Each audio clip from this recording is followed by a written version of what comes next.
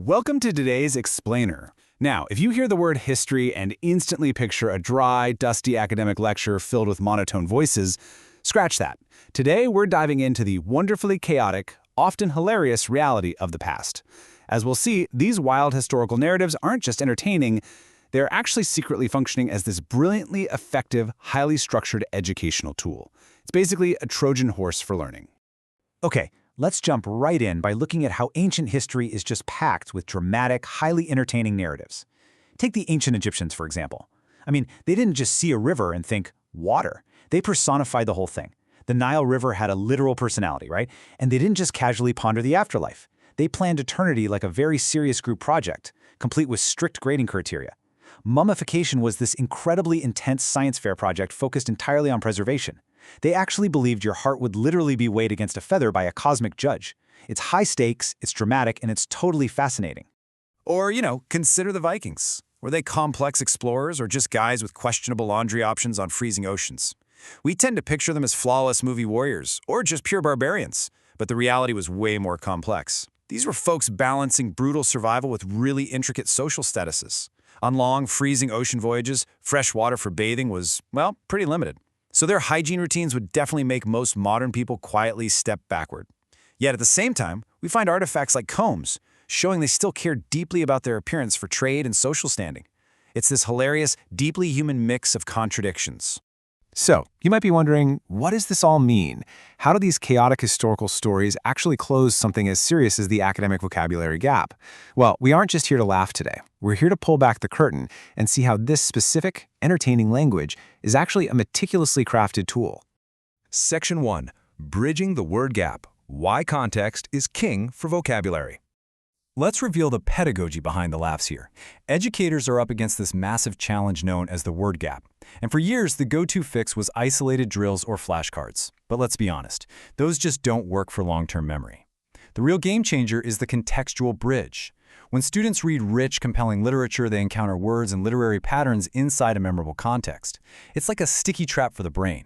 The words actually matter to the story, which makes the vocabulary stick in a way that rote memorization literally never could. Section 2. Tier 2 and Tier 3. Decoding the layers of language. To truly grasp how these historical narratives act as a Trojan horse, we need to look at the two distinct layers of vocabulary hiding inside them. First, you've got Tier 2 words: analyze, interpret, consequence, structure. These are your high-utility, cross-subject powerhouses. You absolutely need them everywhere. Then you have Tier 3 words: feudalism, soliloquy, Yersinia pestis, heliocentric. These are highly specific, domain-locked terms. You really only use them in their specific subject area, which means we have to teach them directly through the content itself. Section 3. Context brings words to life. Frameworks in action. Let's look at how this builds in real time, proving that analyzing a text structure naturally forces us to master these words. Take the Black Death in the 1300s. It wasn't just a disease, it was a total breakdown of cause and effect. The Tier 3 domain term, the bacterium Yersinia pestis, travels on trade routes. That causes widespread disease transmission. The effect of that high mortality rate is that labor becomes extremely valuable, which then permanently reshapes the economic structure of society. Notice how understanding that cause and effect domino structure forces you to use those powerful Tier 2 academic words just to explain the Tier 3 concepts. You literally can't explain the history without using the high-level vocabulary.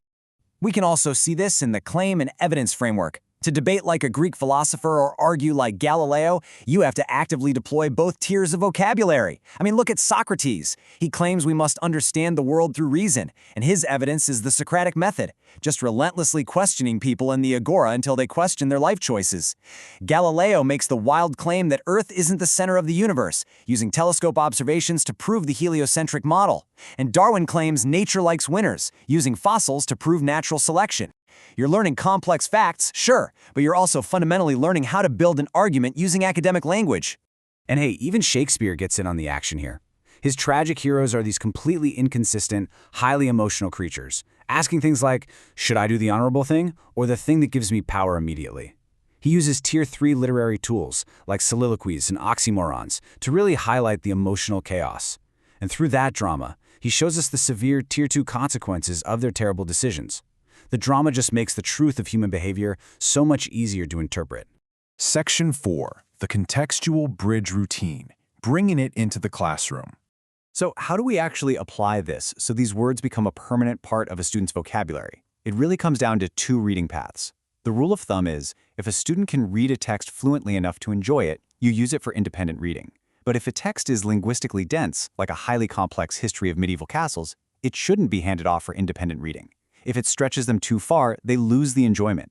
Instead, those texts should be used as shared read-alouds so you can mine them for vocabulary. And here is your actionable routine for those shared read-alouds. First, preview a short set of target words. Second, read a strong passage aloud to keep that engaging narrative alive.